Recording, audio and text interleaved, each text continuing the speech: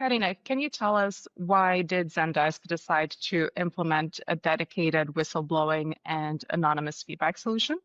Yes, of course. So we implemented this solution because we wanted to ensure that we were doing the right thing. And also because one of our main values is to foster our integrity culture. So this is the main reason for having implemented it. And basically, we have like two main things. First, it helps us meet legal requirements for protecting whistleblowers. And the second thing is that it allows us to manage risks better by giving employees a safe and anonymous way to report issues without the fear of retaliation. hmm hmm So there definitely were some legal, cultural, and risk-related drivers. Exactly. I know from experience working with customers that once you're evaluating a solution, you are looking at several vendors.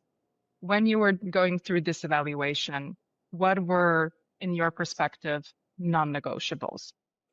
Our non-negotiables were three. So it had to comply with all legal requirements. It had to be something useful, and it had to meet our support needs. On the legal side, we wanted like this tool to meet all legal and regulatory requirements. So we wanted to see how they comply with the different whistleblowing laws, privacy laws, and anti-bribery laws. The second thing is useful. We wanted something that could be like user friendly because we have a team spread worldwide. So we wanted something that could be useful for everyone. The last thing is that we wanted to get something that help us like have easy analytics and reporting that could be used in a way in which we can easily like analyze our trends. That makes a lot of sense, especially considering your global reach, that you would look at these different pillars. Hmm. Now, we know that different geographies, and considering Zendesk is also a global company, you might have different regulations that you need to comply with. Did any specific regional or regulatory frameworks influence your decision? This was one of our major hmm concerns while selecting a vendor. In this case, we wanted to be very careful in how they adopted or covered the EU Whistleblower Protection Directive. We wanted to have something that could provide this protection to our whistleblowers, including confidentiality and a secure reporting channel. Also, on privacy laws like the GDPR, these were essentials to ensure the protection of our reporters and either PII. Also, the SOC 2, that was important to ensure security, availability, and confidentiality of the system. In general, just how they comply with the global anti-bribery rules, specifically on the transparency and offering a transparent and secure reporting channel to report on ethical actions. One of the concerns that I hear when I'm speaking with prospects and customers is that they are also thinking about the rollout. What was the rollout for you, especially considering that you have so many countries and teams across the globe? Well, it was a phased rollout. We started with our headquarter and then with a specific team, the compliance team, and then we started getting to know two other teams. Just to give you a little context, in Zendesk, we have different teams running investigations, but as in many other companies, we have the corporate investigations and workplace investigations. So that's why we wanted to have something that could be useful for the different investigative teams because they all have different kind of reports going on. We wanted a tool that could be useful for these teams in these different working contexts, but also cultural contexts.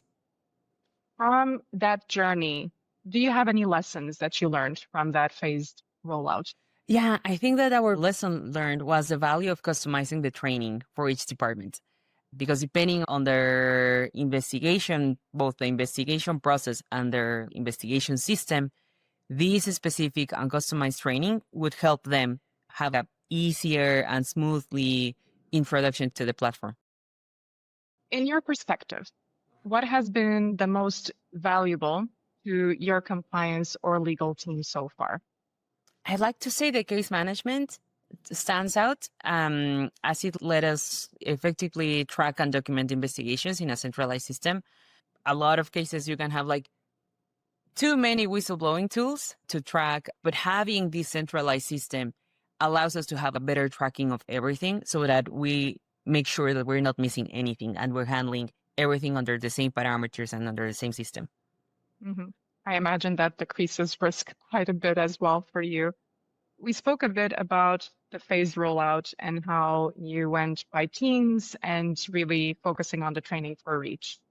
Now, when it comes to communicating the tool to the employees, how did you go about that to build awareness and also trust amongst the employees? That has been a challenge. Tell me about it. I think as a compliance professional, this is something that we always have in mind how we communicate our compliance tools. Well, in this case, at Zendesk, we have a robust internal communications program. So first, we sent an email to the whole organization together with a video recorded by our Chief Compliance Officer, both in 2024 and 2025, promoting FaceUp. Then we targeted different teams, explaining FaceUp and how they can use it. It was important for us that while we were delivering this compliance training, they also get to know our speak up culture, our whistleblowing channels, and obviously FaceUp. We have included FaceUp information and instructions on how to use it in our policies and our annual training. Finally, the one that I'm most proud of is that we have created some compliance posters, including FaceUp information, which we have displayed in key locations across our global offices, even in the restroom. So they have the information of FaceUp and our whistleblower channels everywhere. Props to that rollout to the employees because I imagine it's not easy and you seem to have been quite thorough in how you've done it. Have you noticed any changes in how employees are interacting with the topic of concerns, feedback, or reporting? Yeah, we have noticed a positive change. I mean, employees feel more comfortable and confident raising issues. And I think this is thing because we have this confidential channel. I guess that as we have been addressing our complaints and they have seen that it works and that there's no retaliation and that it is a secure and anonymous line, they have been building trust in the platform too. Yeah, I really do think it's key what you just mentioned there, the importance of being anonymous, of them knowing that there will be no retaliation and that something will happen with it. If you can have those, it really does build the trust. It's the actions that will build it. When thinking of compliance risks, misconduct, or process gaps, how does FaceUp help you detect or respond to issues earlier? Yes, the tool has helped us detect and respond these issues very promptly. They have helped both like all of our teams investigating concerns and well, not only in the investigation, but also for the remediation part. Because once we have concluded an investigation, it's not only about like the immediate remediation actions, it's also about the long-term plan to remediate an issue. So with FaceUp, we have been able to spot these issues, obviously address any immediate action that we need to enforce, and for example, any disciplinary action, but also the long-term remediation process. Mhm. You just mentioned both the short-term remediation and the longer-term one. Can you tell us a little bit about the difference between them and what you consider a long-term remediation? Yes, of course. So whenever we have an investigation, there could be different outcomes. We could have a disciplinary action coming up, or something else that happens a lot is that we identify gaps in the process. So I don't know, I'm gonna think of something very general.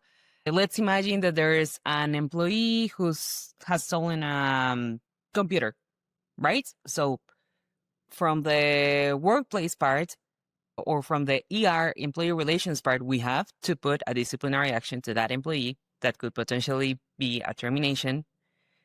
But maybe he was able to steal that computer because there was no process in place to review the exit of equipment. We have to remediate that. So that's where we have the difference between the short-term and long-term remediation.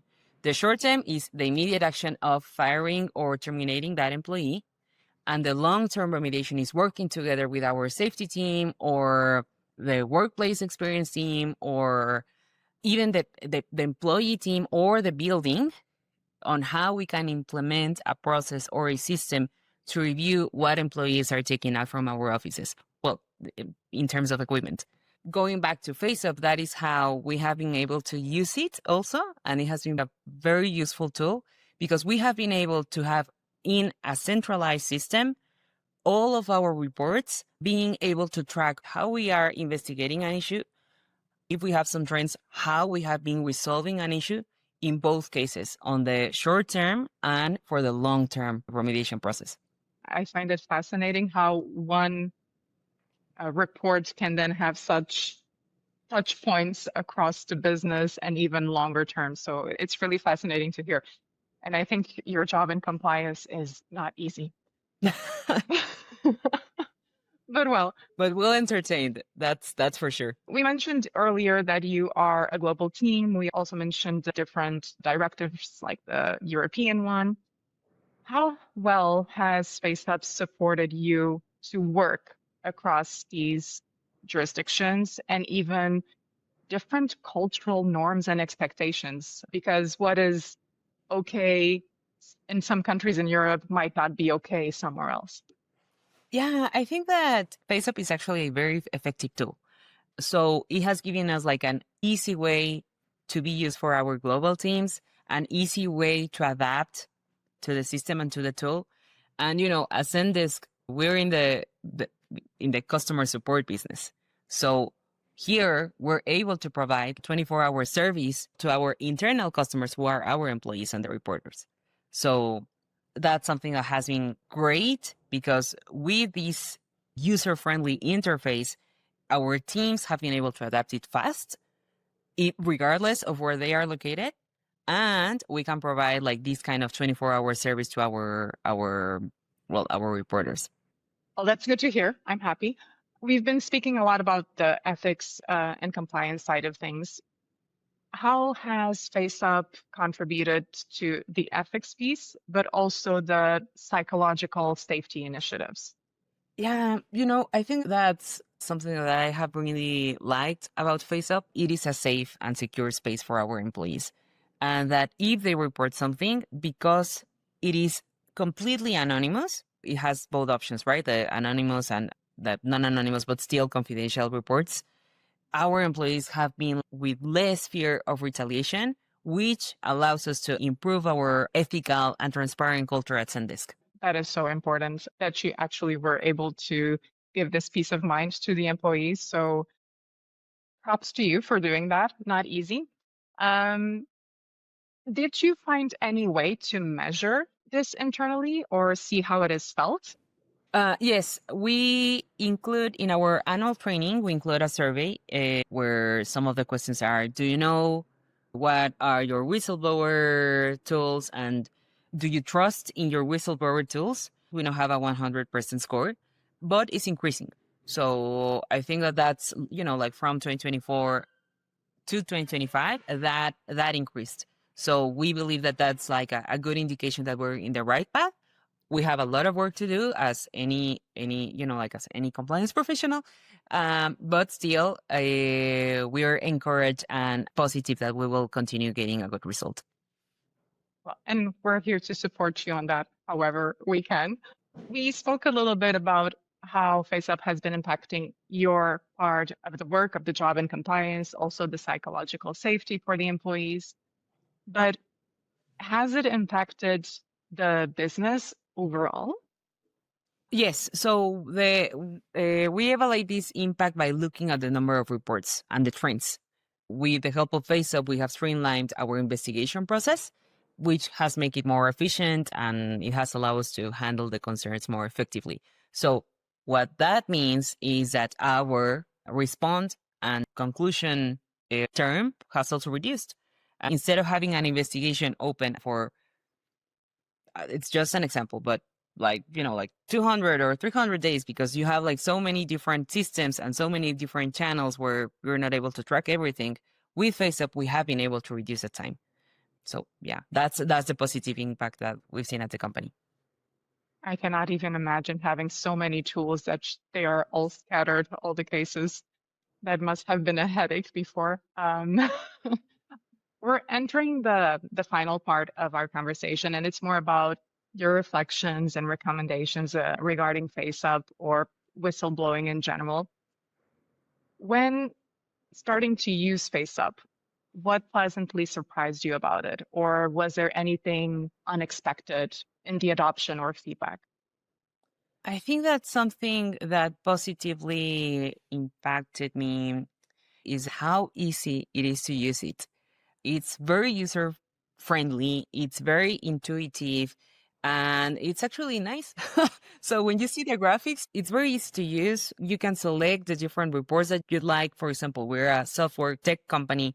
We have like some workplace allegations, but we also have some other specific, right? Like, for example, we're all into security. So we have these cybersecurity complaints and etc. that we're able to adopt in FaceUp. While I know maybe there's retail company or a pharmaceutical company or from whatever industry, manufacturing company that would need specific reports, and that's something that FaceUp allows you to do and play with it. So that's very nice. I do hear quite a lot about that, how easy and intuitive it is and adaptable. I think definitely one of our strong suits. In your view, if we're talking about the role of whistleblowing or of speak up tools, how do you see it evolving for global tech companies? That is crucial. Our speak up tools are crucial. And not only it's to meet our legal requirements, but it's also because they help you identify the issues and they help you identify the gaps and addresses and remediate. Uh, Again, it's the short term and long term, you know. It allows you to close an investigation soon and identify if you have to terminate an employee and what immediate actions you need to take. But with these tools, it also allows you to spot gaps without having to wait on an internal audit recommendation. Like whenever you have it, you identify it, action on it, remediate it, and ultimately that helps you having a better workplace culture and provide a better service. So, So, true agile for the exactly. tech world. Exactly. If you would be speaking with other legal or compliance teams, what would you say about FaceUp or what would you highlight to them? Yeah, I think that I would highlight two main things. First is its security features, because it absolutely gives you the opportunity to have anonymous reports. You cannot track anything. If an employee reports something anonymous, that's completely anonymous. And that is something ideal because you can rely that you're complying with the whistleblowing laws across the world. Because when you, let's imagine a case where you have to submit something to an authority, you can easily show that it's absolutely anonymous. So that is something that is really valuable. And the second feature is how easy it is to use, how intuitive it is in its design. A lot of multinational companies have investigation teams all over the world. So they need something that it's easy for all their teams and that also have the multi-language function. So that's also something that FaceUp provides. If you had to summarize the value of FaceUp in one sentence, what would it be? I believe that FaceUp is a secure and user-friendly platform that empowers the confidence on employees.